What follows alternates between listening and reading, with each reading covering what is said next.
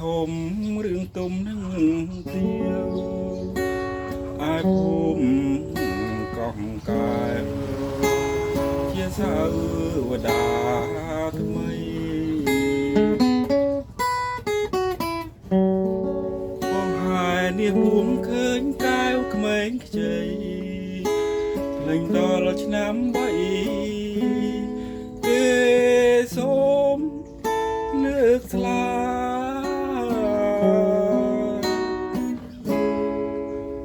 កែវឈ្មុំដូចកងពីរោះកនឡង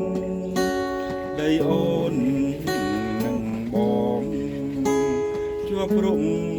ចំការបងលួចមើលអូនកំពុងក្រងការសងវែងប្រាស្មាខ្ញុំ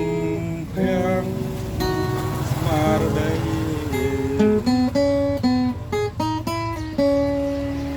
អមលុកជ្រៃក្រឹមដែលមុំចងទូមអូនយល់រលូងរហូតពេញវ័យ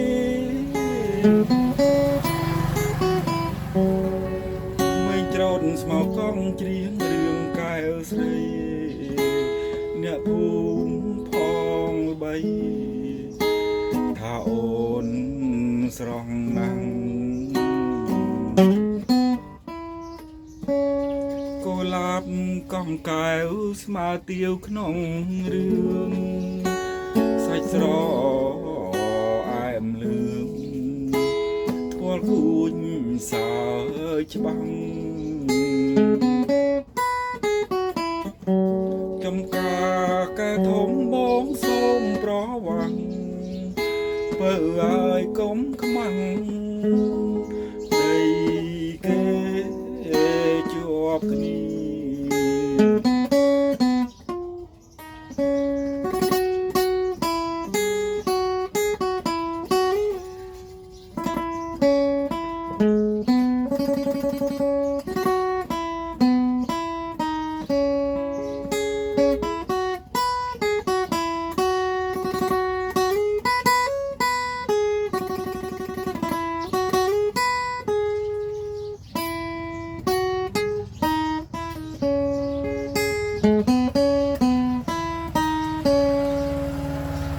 អមលុបជ្រៃក្រឹមដែលមុំចងទូមអូនយល់រលូងរហូតពេញវ័យក្មេងច្រោតស្មៅកង់ច្រៀងរឿងកែវស្រី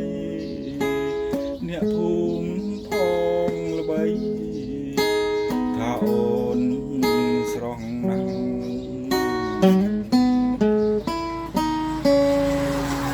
កូលាបកងកែវស្មើទាវក្នុងរឿងសាច់ស្រអែមលឿងពណ៌គួចសើ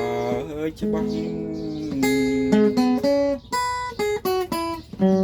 ចំការកែធំបងសូមប្រវាំងបើឲ្យកុំខ្មាំង